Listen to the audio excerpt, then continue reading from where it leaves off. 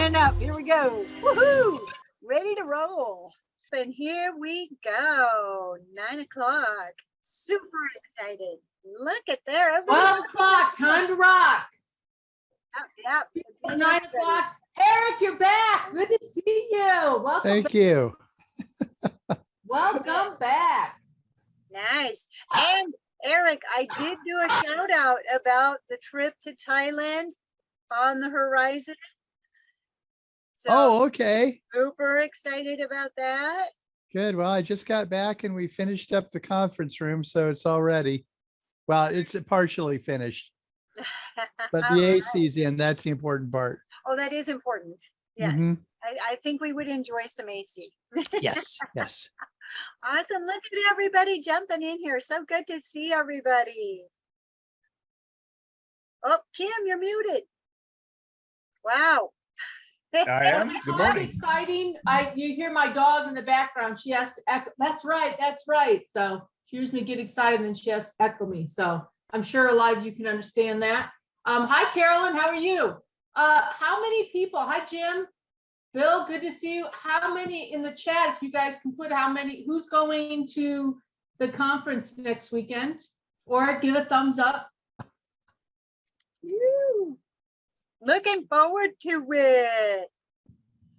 So I'm an odd girl out because I will not be attending this time. So if any of you are hanging back with me, there's no shame in that game. Right? No shame in that game. When the time is right, the time's right. Are you going, Carolyn? Of course you are. Yes. Carolyn doesn't miss opportunities. I know. She went last year too. Yep. Yep. We did the night course together. Yes. Yes. And SMG is doing another night course. So I encourage you to check it out because they do a fantastic job. So I'm going to need to bum a ride out there to that because I won't have a car. We did an Uber last time. Okay. All of us chipped in for an Uber. We took a couple of Ubers out there. So I mean they're lined up outside the hotel. So Yep. good to see everybody. Welcome. Desi, do you have any announcements? Just about the commercial UAV, I want to just remind everybody that time is near. It starts next week, so I encourage you. We also have keep yourself posted for some announcements coming out regarding, like, there's a flash mob, women in drones. We have a booth. Skip Fredericks, I want to remind you that the cinematography workshop is coming up right around the corner as well. I will post a link in there later on about that. And so all kinds of excitement. It's just so exciting just to have that inspiration and excitement about commercial UAV going on right now. You could just feel it in the air, you know? So super excited. So with that, I do want to kick off our spotlight speaker. It's super exciting to have Jessalyn here with us today. You know, when I was looking over her bio, I'm just so impressed. Okay, so I just want to let you know she is the senior underwriter for Global Aerospace and has worked in the UAS section of UAS insurance for 8 years, specifically targeting exposures to new and emerging technologies, which is exciting because commercial UAVs right around the corner and you're going to see a lot of it there. She has, are you ready for this? 18 years experience flying manned fixed wing aircraft. Yeah. She's had 8 years experience flight instructor. That is so incredible. So Jessalyn Hendricks, thank you very much for joining us. I'm super excited to have you here on the Coffee Connection. I'm going to make you spotlight for everyone. All right, thanks, Desi. Awesome. All right. Lovely to see all of you this morning. It's definitely an honor to be a part of the Women in Drones online coffee. 1 second, let me share my screen with you. All right, can everyone see it? Give me a thumbs up. Yeah, all right, I like thumbs up. All right. So as Desi mentioned, I'm a senior underwriter here at Global Aerospace, and when I got into UAS insurance, it was really a brand new thing. It was so much so that there was no insurance could be found out there. So let's get into it and see what we have. These were the types of things we expected, right? A pizza delivery, we expected beer delivery. Also, we expected what underwriters think we do, shooting rockets. We expected the worst case scenarios when this first came out. So the very first drone policy that was issued, believe it or not, it was for $1 million of liability, and we charged $10,000 in premium for 1 year. Yeah, I know. I see a face palm going. It was insane. The reason being is that we weren't sure what the rules were. There were no regulations in place. There was no sort of licensing, and the tech was so new, the underwriters didn't know what to do with it. They're like, yeah, 10 grand, that sounds like a good number. So what has happened, right? Well, what has changed since 2014? The uses have exploded, and it's really exciting to see all of the different, and this list is not going to cover everything, because every day there's something new coming out, there's a new technology being developed, and we're moving into a very drone-based world.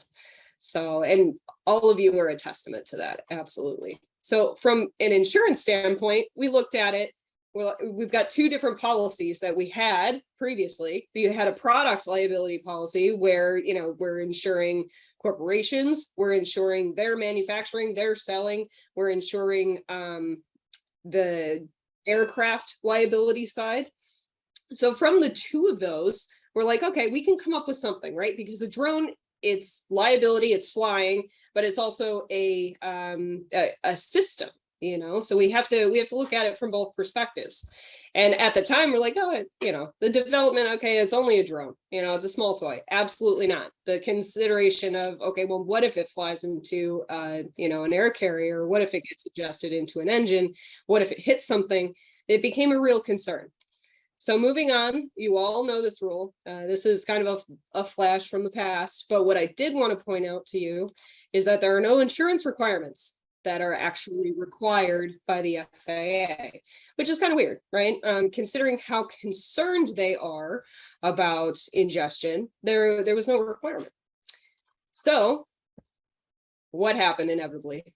Sadly, this happens. We actually collect the salvage on a lot of them, and we take note as to what drones are crashing more often, which helps us in our overall underwriting. So biggest question on the table, do I need insurance? And it's, really what this comes down to is, well, there's a billion questions when you ask that of your broker. Do I need insurance? Well, what are you doing? Are you agriculture? Are you, just doing inspections? Are you just flying in your backyard? This opens up a can of worms.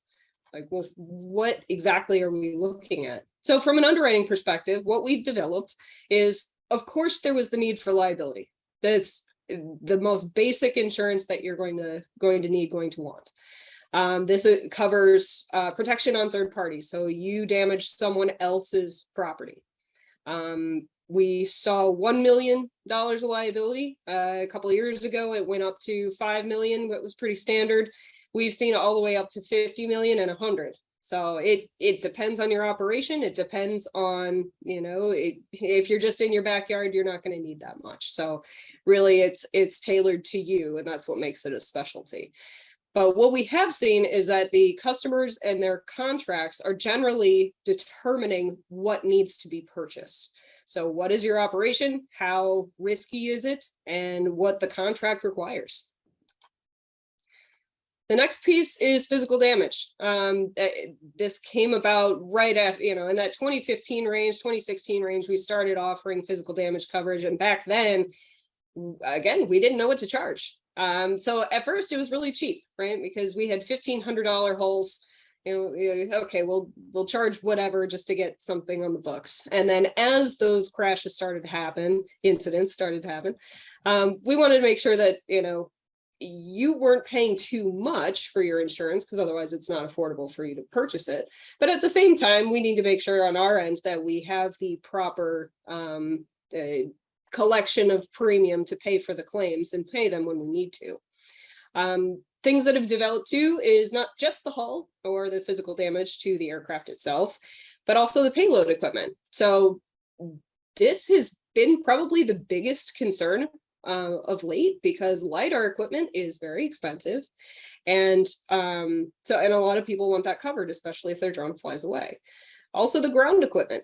So now things are more sophisticated. We might want coverage for the laptop or the system that's operating the drone from the ground. This one, non-owned, has definitely made an emergence because we can't afford the LiDAR equipment. We really can't. It's expensive, right? So if you want to have your business take off and you can't afford it, you can rent it. So you rent the equipment, and then the person you rented it from, they want to make sure they're covered. So we have non-owned physical damage for the actual equipment. You could have non-owned liability in case you decided to rent the entire drone itself and you don't own it. And also just for the drone itself. And please stop me if you guys have questions. Absolutely, I'm a questions person. War and Allied Perils. This one's kind of funny. Again, in 2015, when more drones were flying around, people started shooting at them. I guess it's fun. But this is a concern because the FAA looked at the drones as an aircraft. So they said, okay, well, now you're shooting at an aircraft. That's very much a felony. So it just an interesting piece there, but the War and Allied Perils is a write back that we put into the policy for damage to your hull by somebody else if it was malicious. We had a claim where there was an operator with 2 drones. One was off the shore doing video, and they had their other drone sitting on the beach. And what was described as a hippie came up and decided to smash the drone because it was in his way. We considered that under the War and Allied Perils. Next one, personal injury. This is typically included in your policies, but this is for invasion of privacy. We had a claim where someone was doing real estate photography over a house and got a picture of a neighbor, and the neighbor was in their bikini and they didn't like it. But the key point is publishing. If you publish the information and it's out there, this one went onto a poster. And so there was a claim brought about and under personal injury coverage. Another coverage that comes up, maybe you're a manufacturer, maybe you're a distributor, maybe you make software. All of this would fall under product liability. And this is kind of my bread and butter. I really like working with the new and emerging technologies that are coming out because it allows you to see some of the really cool stuff that's being developed. But this may just be contract, which is an issue that people run into. They need GL coverage or general liability coverage that includes product liability for their operation due to their contract, but they don't have any exposure. So when you go to the aviation insurance company and you ask them for product liability, they ask you what your exposure is. You say nothing. They're like, well, we don't want to give you a policy. Is why.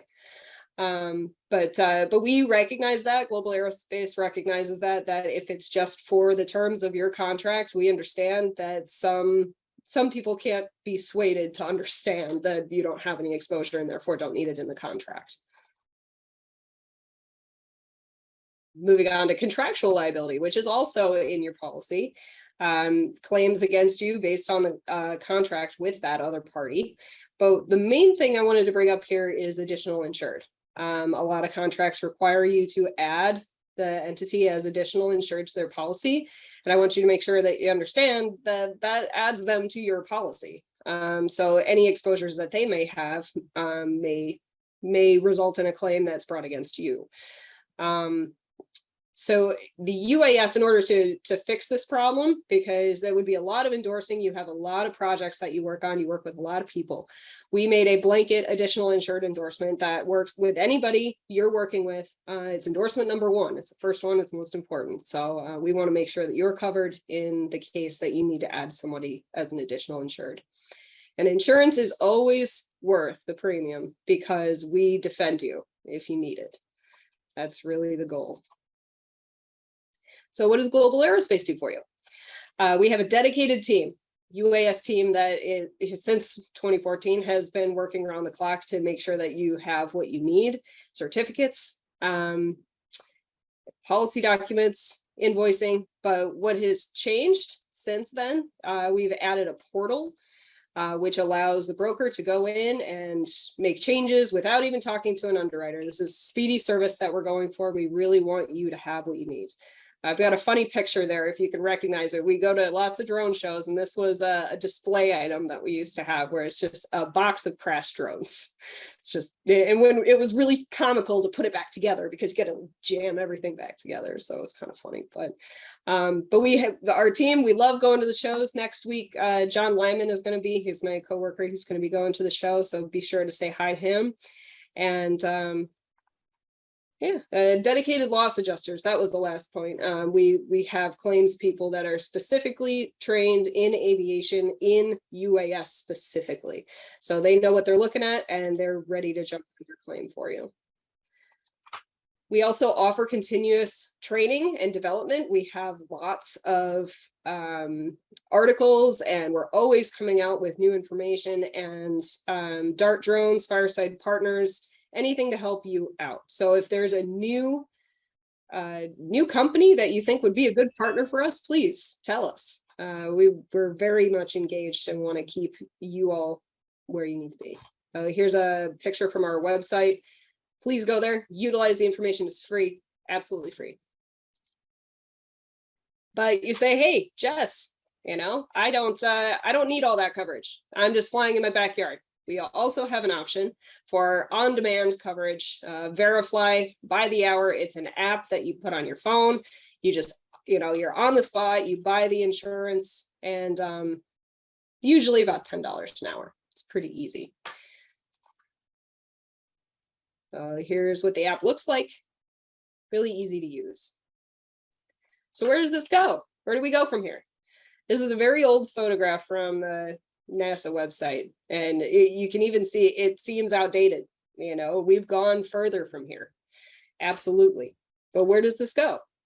We're developing into urban air mobility and eVTOL, and that's really a testament to what you all are doing and developing new tech and doing the research and what works and what doesn't, and relaying that information to us, because it helps us underwrite these types of risks when we know what the software does, when we know what the physical damage is going to do based on what it's supposed to do. So in any case, that is my rundown of aviation unmanned insurance, and I would love to take all of your questions. Well, thank Situation. you. We actually do have some questions that have popped up in there, so we want to make sure that we address those. And then also really quick, I wanted to kind of circle back a little bit to where I'm going to remove the spotlight, make everyone spotlight there.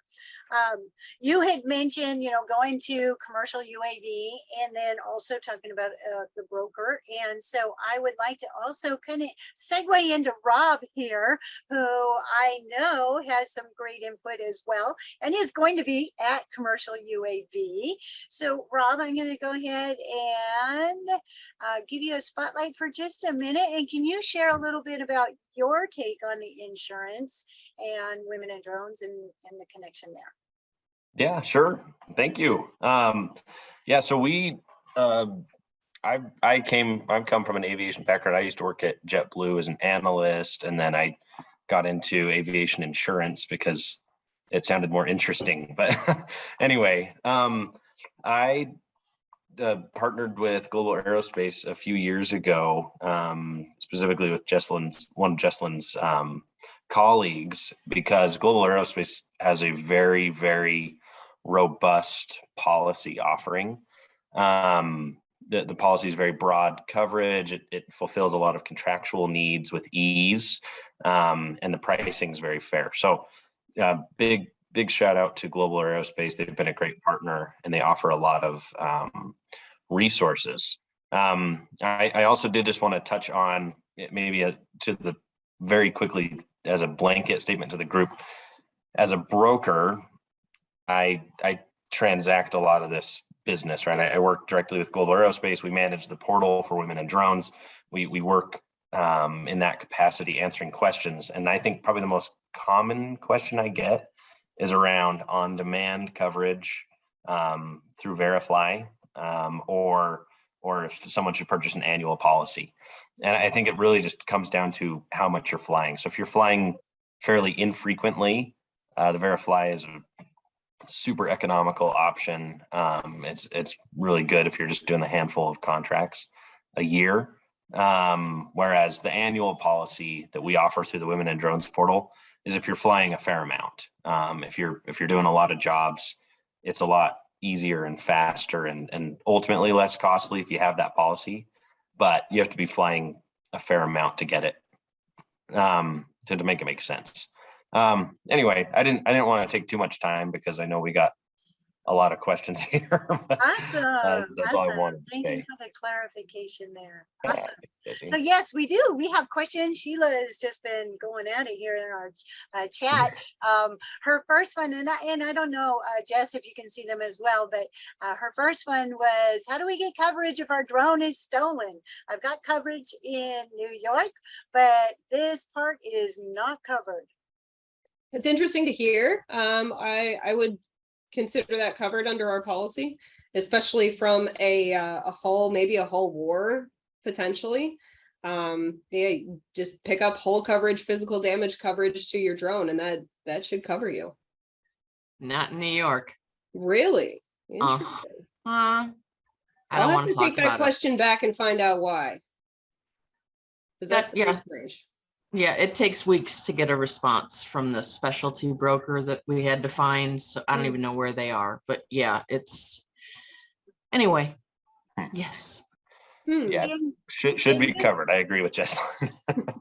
under if you have whole coverage, that is not Yes, yet only I do. liability. Sounds like Yep, you do. the whole shebang. But when you get to that one particular part where the drone is stolen, not covered.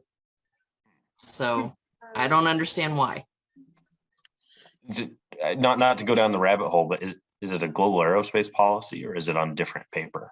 I would say different.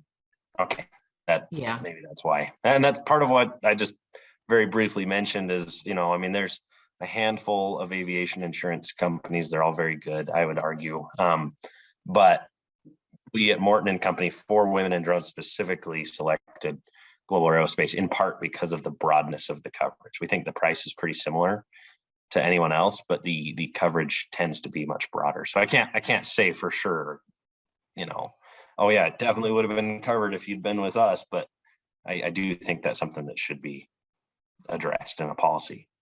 Can Yeah, you? we tend to pay claims. That's what we pride ourselves on, even in manned aircraft. And we really have to go up the ladder in order to deny a claim. That's what kind of sets us apart. Is we want you to be whole. Right. Can you explain the difference in the type of insurance when you're saying hull insurance? Can you maybe dive a little deeper into that for us? So hull is that physical damage. It's just another way of calling it. The manned people, sorry about it. The manned people call it hull, but it is technically physical damage. It's the exact same coverage. Awesome. Awesome. Looks like Sheila has another question in here. Is there a way to lower costs? I guess bottom line, that would be what we all want, right? Like defensive driving courses, or you even mentioned some courses and training. Is there any way to address that? Yeah, we have a program through Dart drones honestly, I think that would definitely help. What we run into is that the cost of your insurance goes up as you've had claims before, which is pretty typical of all insurance. But at a certain point, it just gets to, the lowest point that it can possibly be. Usually I'll see, $600 for $1 million in liability, 10% on a hull. It kind of depends on the insured value, but realistically, from a cost analysis standpoint, if you have a lower value drone, you probably don't need the hull coverage or the physical damage coverage. It kind of depends on how much you fly. But the liability is just kind of stuck at 600 for the past couple of years, I think. Yeah, and I'd just add that, as far as insurance, there's a little bit of a nuance in the conversation. Unlike auto insurance, we're not there as far as, hey, you do this training, we're going to lower your rate by 10% or something magical like that. But the more nebulous consideration is, if you do those trainings, you can theoretically you could prevent losses that you never would have known, right? As long as you did the training, you avoid the loss, which does help with insurance cost. But I'd say the bigger cost of a claim of an accident is usually the reputational harm. And so I'd say those trainings, it's hard to put an exact dollar value on, yes, I should do this training because it'll save me some exact amount. But, if you kind of think a little further out, it could prevent a loss, which could protect your reputation as well as your ultimate premium. There is a premium difference between operations too. So if you're flying over concerts, your premium is going to be a lot higher versus if you're just flying agriculture. So that definitely makes a difference. Realistically, though, as I mentioned before, we're still kind of building actuarial data to know what our base cost should be. And we've been going on 10 years doing this, but we still need the data. Third-party liability claims, we don't have very many. There's not a lot of science to go off of. So realistically, we lean on the liability premium to offset some of the physical damage because that's where you see a lot of the claims come through. Good to know. So I'm going to have a hard time keeping up with all the comments here in our chat. So Carolyn has asked about coverage policies for government, state entities, group coverage. Can you elaborate a bit about that? We have in the past done like a blanket type policy. I think that's what we're getting at, is where if you have a very large fleet of drones, we can offer, one charge, and it's for any and all drones owned and operated by you or rented by you. And I think that's probably the best way to go if you have a lot of drones that you're flying. It alleviates some of the endorsements, alleviates some stress on your end, stress on your broker's end, and it makes it a lot easier because you're covered. Awesome. Okay, down a rabbit hole a different way. Vic Moss, thank you very much for posting that discount coupon in there for our commercial UAV coming up. Yeah. So be sure you check that out in our chat. Bill has asked a question about, will there be any changes for beyond visual line of sight? This is a really good question. Yeah. It gets into legality. Because we have the same problem, not to derail too much, but we have the same problem with agriculture planes. Because if the bigger the plane, the more it falls outside of that FAA realm of 107, then you're waiting on the FAA to get back to you, and you might be operating illegally. Does insurance still cover you, even if you're operating illegally? It's kind of a gray area question. If we're comfortable with your operation and we trust you, then you're good. So I think really it falls back on the technology and how comfortable we are with the technology and your operation of the technology. So we can offer a policy even if you fall outside in that weird gray area, or if you're doing beyond visual line of sight, or if you're doing everything right, insurance is still there for you. Awesome. Can you circle back a little bit and deep dive more into the reputational harm and maybe that concept? Do you want to take that one, Rob? Yeah, I can take that. So what I mean is insurance is meant to make you whole, right? So you cause damage to someone else or you damage your own property, and there's different insurances to make you whole in that way. The reason I mentioned reputational harm is that Global Aerospace, Morton & Company, right? A lot of us insurance people offer a lot of training and resources with the intent of reducing risk, right? We're risk managers. We try to prevent loss. And that's one of those less tangible, less quantifiable, but very impactful things that I'm mentioning. Is it's probably worth doing the training, not just to prevent a loss, because of, you do have insurance for that loss, but it's really, there's more to it than that. So that's all I'm saying is loss prevention is worth a lot. And that even though there's not an exact insurance discount for it, it's highly recommended. And we put a lot of money and time into offering those resources. Do Does that help? Yeah. Okay. There you go. Carolyn has also did a follow-up question regarding, do you have additional writers for night or challenging flights and commercial inspection policies? Can you expand on additional riders? What do we mean for that? Go ahead, Carolyn.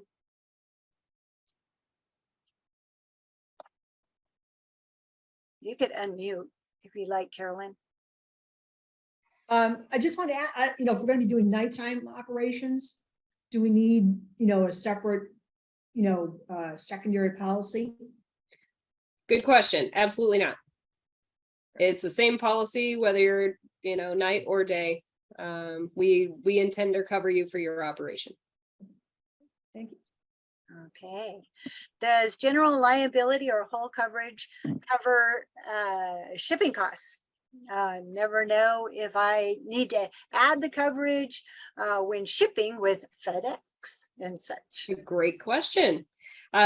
So in transit is what we call it. So it is covered in transit. You don't need another policy for that. The tricky part is if it's being shipped from the manufacturer, whether or not it is on your policy already. So if it's scheduled on your policy, you should be okay. Yeah, that was a great question. Something we don't usually think about, right? So awesome. All right. We have another one in here. I told you they were just coming in. Keep them coming. We love this. All right. If I have a annual recreational insurance for liability / hull insurance, and I add Verifly for commercial usage, could I have potentially segregation issues? Subrogation, sorry. I'm going to answer with a maybe. Okay. It really depends on the situation.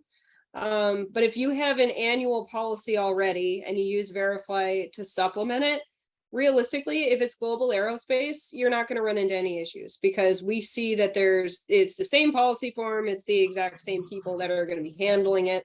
I wouldn't say there's an issue there. Where you would run into an issue is if your annual policy is with USAIG and then you add Verify on there. Now, the intent is for your commercial operation in the time frame, and it's by the hour, right? So the chance of that happening is probably minimal, but I'm going to give you a maybe. Awesome. So I want to throw in a little bit of 2 cents here because Vic is asked about, do you offer fleet processing for hulls? Some of us have multiple drones and 10% drones and costs can add up really quick. And circling over then also to your Verifly, if somebody is just doing like a drone or 2 at a time, and they're wanting to segue over, it can add up very quickly. So do you have any type of fleet processing there?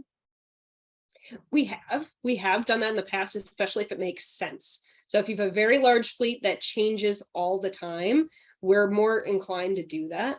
The problem we run into is maybe there's a drone that you didn't tell us about. Is it technically covered on the policy? So that's where we get into this weird gray area, why we don't like doing it, but we can.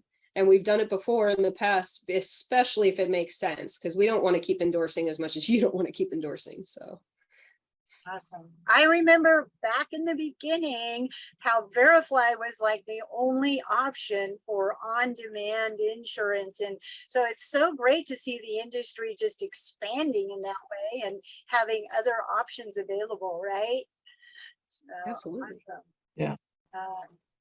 What about, Vic has another one in here. What about claims for obvious illegal flights? I'm thinking a real estate agent flying without the 107. Would a standard BLP insurance deny any claim based on illegal activity? That is a fantastic question. I love it. So your pilot warranty is going to be the key factor here. We've quoted a risk based on the fact that the pilot is licensed for the operation. So whatever operation you're doing, if you're in your backyard, you're just flying around, you're not doing a commercial operation, then you're still legal. If you're flying illegally and you are not licensed for the operation, technically we could deny a claim based on that. But getting back to the agriculture situation, if we understand that's your risk and we're trying to help you, we can change that pilot warranty, but that's really where things are going to fall. Awesome. Kim, I saw you unmute there. Do you have a question you would like to address? You've got your eyes on everything, Desi.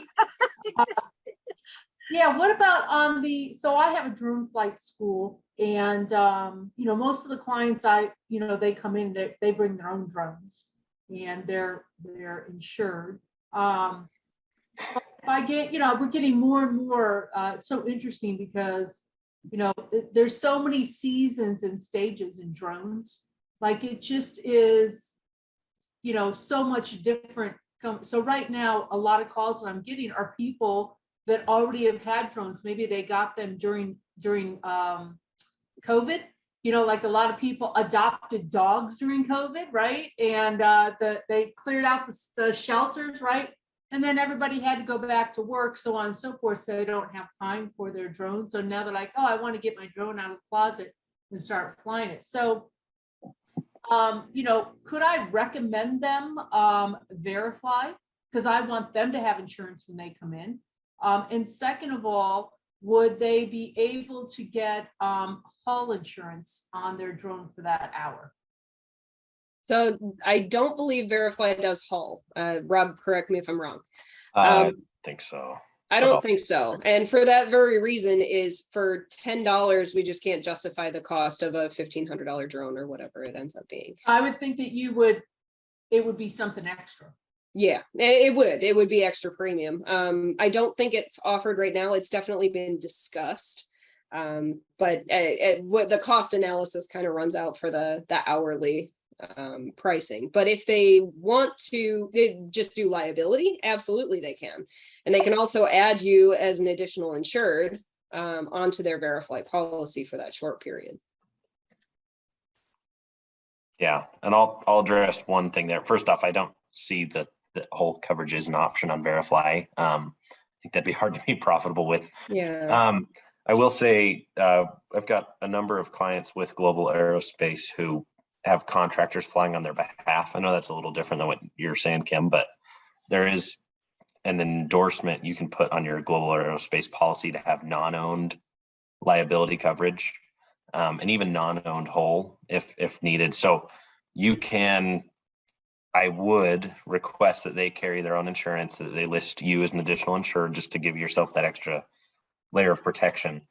Then, because you can't necessarily control where they're getting their insurance or how reliable it is, you can have your own coverage that would kind of stand as a backup. And that's what we do with a lot of similar clients. So just a thought. So when you're Absolutely, talking especially if you're about flying, sorry, Go ahead. Desi. no, go right ahead. Go right ahead. No, if you're flying for them, so say they want you to demonstrate something, then you're technically flying their drone, which is not owned by you. Exactly. You also run into negligent instruction. So especially if you're doing some training. So it might be something to look into too from a product liability standpoint. Yeah, we have hit, with a lot of the stuff I've worked on with Sharon, we've hit on kind of that professional liability exposure.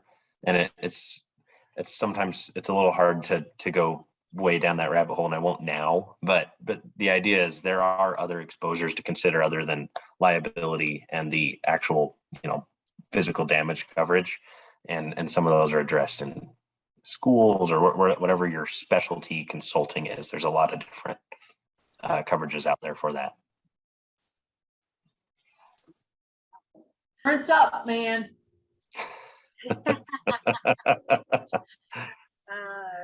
So can you discuss a little bit more about additionally insured, that process? Some of the people that are participating today may not be familiar with that and what it actually is doing or offering. So basically, we're adding the entity onto our policy. So whoever you're working with, that's going to protect them. So let's say you're contracting with them and some lawsuit happens for, you know, maybe you hit someone else's car while operating. Technically, they can get pulled into the lawsuit because you were doing work on behalf of them. So that just protects them. It protects you. And it basically says, hey, we're going to jump in and defend, and we're also going to indemnify and not countersue whoever you're working with. And that process, is that done through email or an automatic process through your policies? On the Verifly, it's included, and if they need specifically named certificates, you can issue that. On our annual policies, it's endorsement number 1. It's really important to us that you have that coverage. You can get certificates specifically identifying them as well. But if it's a product liability standpoint or from a GL, we tend to look at it with a little bit more scrutiny, because if you're, let's say you're a distributor and you're selling, and then you also have the manufacturer, and the manufacturer wants to be added as additional insured. Well, technically they have their own exposure and they should have their own policy. So that's really when you would run into issues. But other than that, your drone policy, you should be able to issue it very quickly. Awesome. So is there a large difference in insurance policies or pricing, depending on the platform that you're flying? I would say for the most part, it would be rotor wing versus fixed wing. It's kind of opposite from manned aircraft, because manned aircraft, we look at rotor wing is more critical and fixed wing is less critical, but it's the opposite in drones, mainly because they fly away. The fixed wings fly away and we can't retrieve them. The rotor wings tend to land, and we can generally retrieve them, and the damage isn't too bad. So from a pricing standpoint, I would say that the fixed wings get more expensive, and it really depends on your insured value, how much more expensive it's going to be. All righty. So I just want to encourage anybody that if you have questions about insurance, if you've been thinking about getting insurance, now is definitely the time to ask. Go ahead and throw it into the chat, or actually I just saw Bill pop back in here, and so I'm not sure. Bill, did you have another question? No, I just happened to see you. Okay. Awesome. So is it difficult to actually apply and get the insurance and get that ball rolling? Not at all. You're going to either talk to your broker or go on our website. The broker is really efficient, especially if you're like Rob and you know how to work our system. You just send an email, you fill out a little application for us just so that we have your information, mainly what you want to insure and your address. Those are the key things, and what you're doing with it. So we pride ourselves on being able to flip quotes same day. And if it can go through what we call our portal, you can get it within the hour. Wow, that Yeah. is fast. Yeah, we created a Women in Drones. It's the Global Aerospace portal. It specifically goes through Women in Drones. It's on the Women in Drones website, and I mean, I've tested it, 100 times, right? just seeing if I was, going through this as a customer, and I mean, for liability only, if you have all your information, I mean, I've timed myself less than 5 minutes. You can just quickly kind of go through. It's pretty basic information. Of course, if it's more complex, if you have multiple drones, if you have ground equipment, if you have unique exposures, it takes a bit longer, but it's a fast process, whether you're working through a broker or through the portal. I did notice that there was option to add drones to add to the fleet as you're going through the process. I'm looking up the website for you to make that connection. Deborah's asked about what is the average cost of insurance increase after a claim? That's a fantastic question. I would say it would depend on how much the claim was for or what it was for. If you've got a very small claim, say your $1,500 drone, and we paid out for that, it's not going to go up very much. It may be a slight tweak, a couple dollars. If it's a significant drone, like $100,000 drone, then it's going to go up quite a bit. I don't have those statistic numbers for you, but on average, I would say about a 10% surcharge if it's in that higher $100,000 realm. All right, how about, Dennis asked another great question here too, for a recreational flyer, he does about 12 hours per month. Is it better to do Verify or go to an annual policy? That's a great question. On average, usually I say if you're flying more than twice a week, just because you start adding up $10 here, $10 there. And then when you get up to about $500, you're like, okay, I could have had an annual policy at that point. So I'd say yes. 12 hours per month is pretty good. And that's a decent amount in my book. So I'd say the maths, right? You got 12 hours a month is minimum $120 a month, 12 months. You're almost to $1,500 there. Whereas an annual liability only should be about $600. So that's exactly the question I think we address a lot, right? Is at what point is that break even? Where does it make sense to pony up and, pay a little more upfront, but to see the longer term savings? I think you're about there, probably about 6 hours a month is the break even point. Plus, it opens up a lot of opportunities if you're flying 12 hours, a month, and you go with like a policy like Global Aerospace is offering, then you don't have to ever think, oh, well, I got to do another hour. I got to do another hour. You can just let go and start flying your butt off, and you'll be making so much money, you won't care. Right, Rob?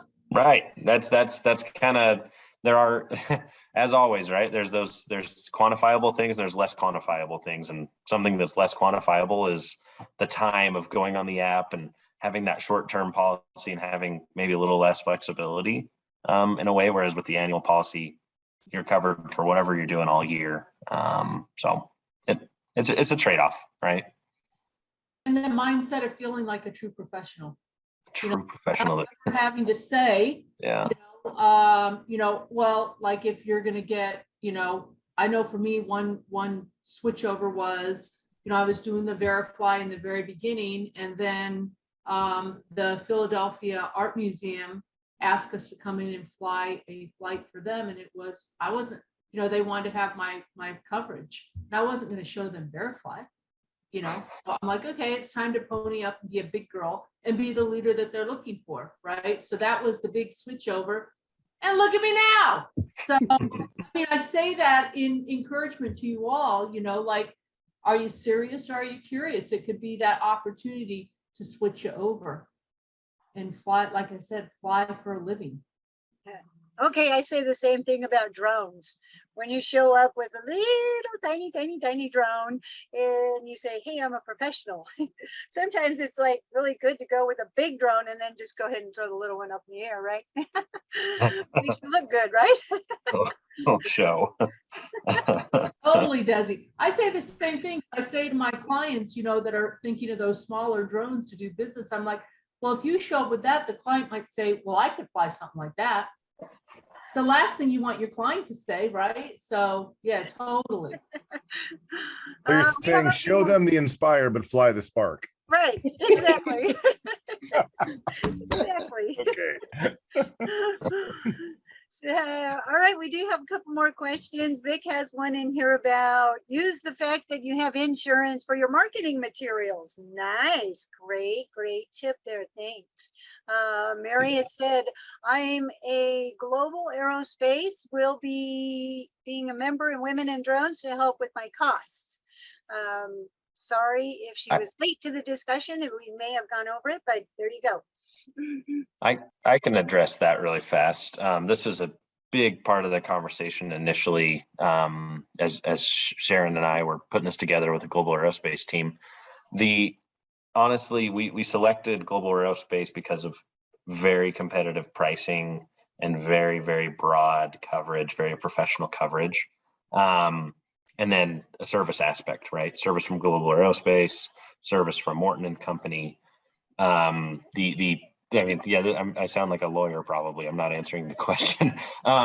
No, there's no direct like, hey, I'm part of Women in Drones, therefore there's a direct discount. Because in order to do that, I think Global Aerospace would have to have cushion in their pricing already to be able to offer a discount. There's no cushion, right? I mean, the pricing is set about as low as it can be. to still be in the black. So no direct discount, but you do get some of the services that come with that partnership. But I will say we see it on the back end, because if you go through the portal, we see it in our actuarial data, how many people go through that portal. And in the future, if there does become wiggle room, we would pass that on to you, especially if it's a big group of people like, okay, well, maybe we can talk about that at a later date, but it's still new and emerging. We're just getting the portal running, and we'll see where it goes. There you go. That's a message of hope here. I think we could get a lot going. We could maybe offer more enticing things. Yeah, you'd have to have a big group of people in the team in order to make that happen, but I bet you could do it. There we There you go. go. There we go. We need more people. We have a goal.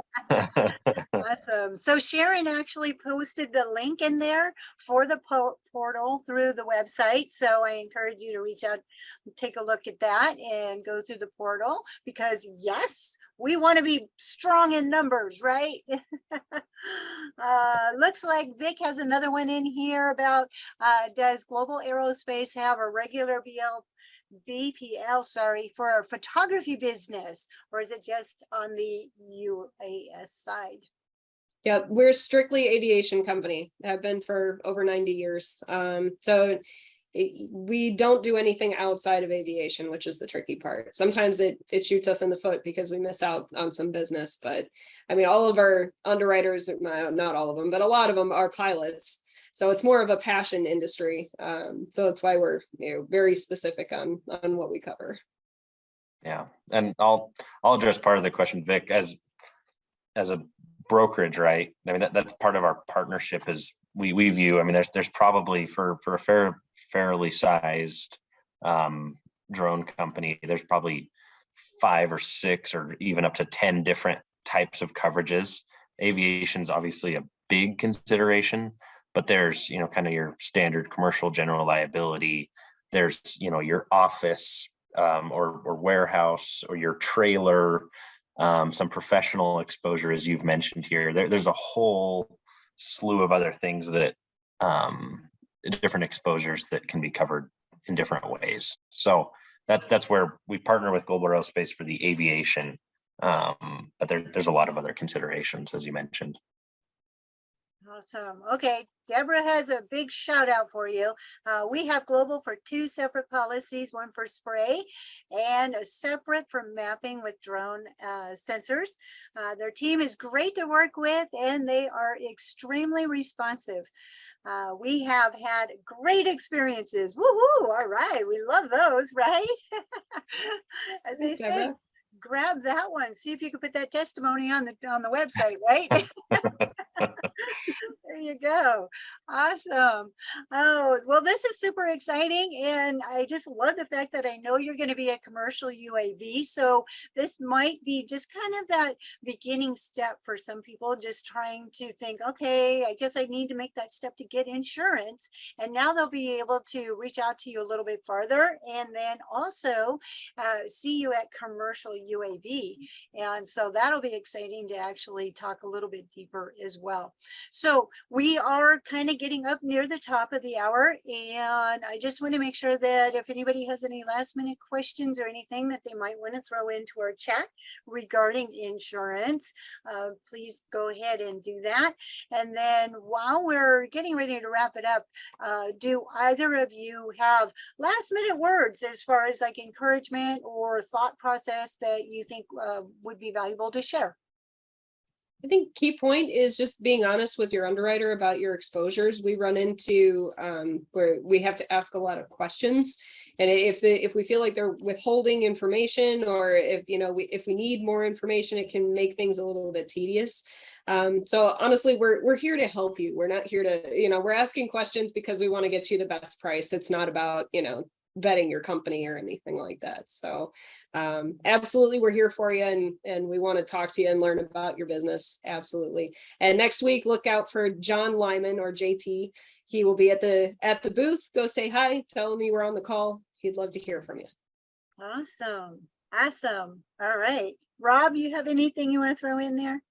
Yeah, that last words of wisdom, I'll just kind of add on a little bit to what Jessalyn said. We definitely, we have a lot of sandbox conversations, right? We have a lot of very open and honest conversation with our clients. And that is where I'd say a lot gets figured out, right? So we can really be a support. I say never be ashamed to ask for assistance or information. It's complicated. We try to make it simple and straightforward, but there's everything is nuanced, right? I don't think I've ever written two exactly identical risks, right? There's always other considerations. Like I know those guys are a flight school tool, but we do this, right? Everyone is different. Everyone's unique. And so don't be ashamed to really share that information and we can get it right. Awesome. You know, I think Rob was talking right to me because I can't tell you how patient he has been with me. It's fine. You're the standard, I would say. People have questions and we try to encourage that, right? And so yeah, that's fine. Awesome. Sharon, I see you unmiked. Would you like to share a little bit? Yeah, first of all, let me thank Jessalyn and for the audience overall. Rob has mentioned several times in this conversation about the relationship with women in drones. And personally, maybe because I have an insurance background in terms of full disclosure, but an insurance broker like Rob is there for you just like any other professional that you may need, whether it be your banker, whether it be your personal physician. He's there to kind of direct and explain to you what's going on in terms of your risk and your exposures. So I can't emphasize enough that it's important to have a broker, and it's great when a broker has a great relationship with the underwriter, in this case, Jessalyn, as well as Global Aerospace, because that makes a difference when it comes to placing your loss or placing your policy, but then also handling your loss, making sure that it's properly insured. So that's just my 2 cents on not only thanking them, but also just as small businesses, it's just important to know that the insurance brokers are a key part of your portfolio of professionals that you need to have around you, and reach out to them. So thanks again to Rob and Jessalyn for their support and their partnership. Thank you. Absolutely. Very much so. Thank you so much. Thank you. And thank you for sharing with us, taking your time and sharing with us. And I see Kim's unmuted. Did you? Yeah, I just wanted to follow up what Sharon was saying, and also Desi, you know, based on the presentation that you guys gave today, you know, first of all, you're very calm. And that's what's really important about having somebody as your broker and somebody that is in the insurance industry, because you're there when we, you know, need you most, and we require that. So you're really calm, very informative, and definitely can feel your compassion and your passion. So thank you so much for, you know, fighting the good fight for us, because, you know, we're just out there, we're setting the standard and you guys are backing us up. So we appreciate that. Yes, yes. So I had seen that Sharon put some information in there for Rob, but can you both of you one more time put your contact information in there if somebody was to want to reach out? A lot of thank yous showing up in our chat. I know it was great information. Jess, we thank you so much. Rob, we thank you very much, and looking forward to seeing everybody next week. And really quick, don't forget to save the chat, right? That great information is in there. You want to keep it, right? So save the chat. If you're on a computer, it's a lower right-hand corner, 3 dots. It says save the chat, and you'll have all those wonderful resources for you. All right, we will see you. Well, I'm sorry, I will be at Commercial UAV next week. So Kim, be patient with her, okay? Because she's flying solo next week. All right. Okay, we'll see you at Commercial UAV, or see you here on Coffee Connection next week. Thank you again. Bye. All right, guys, fly safe. Have a good week. Thanks, everyone. Thanks, everybody. Have a safe trip out to Vegas. That kind of wraps it up.